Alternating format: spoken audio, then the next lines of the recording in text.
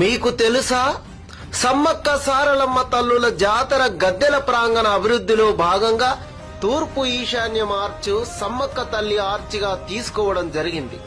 దీని నుండే గుడిలోకి భక్తుల ప్రవేశం ఉంటుంది. ఇందులో ఎడమవైపు పిల్లర్ సమ్మక్క తల్లి యొక్క వంశం గురించి తెలుపుతుంది. మొదటి బొమ్మ 5 పలకలు ఉంటాయి. అది సమ్మక్క తల్లి 5వ గొట్టు వారి రాజ్య సింబల్.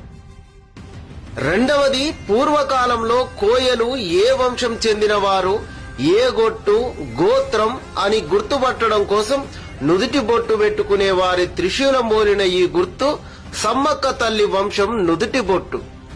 మూడవ సింబల్ 5 నిలువు గీతలు. సమ్మక్క తల్లి 5వ గొట్టు వంశమని తెలుపుతుంది. 4వ సింబల్ నక్షత్రం గుర్తు. సమ్మక్క తల్లి నక్షత్ర రూపంలో ఉంటుంది ఆకాశంలో అని భావిస్తారు కోయలు.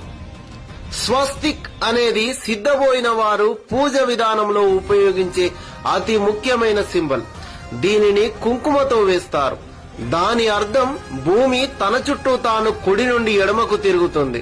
9 గ్రహాలు కూడా కుడి నుండి ఎడమకు తిరుగుతాయి.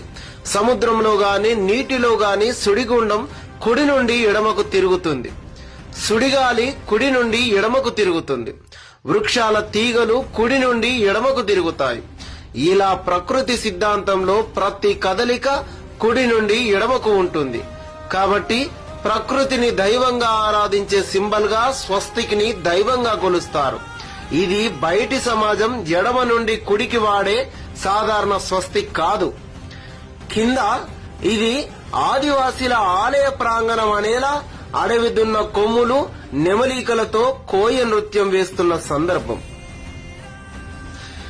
ఇలా ప్రతి పిల్లర్కి ఒక చరిత్ర ఉంది.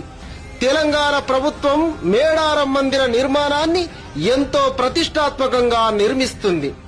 దేశ చరిత్రలో ఈ ఆలయ నిర్మాణం గొప్ప కట్టడంగా నిలిచిపోనుంది.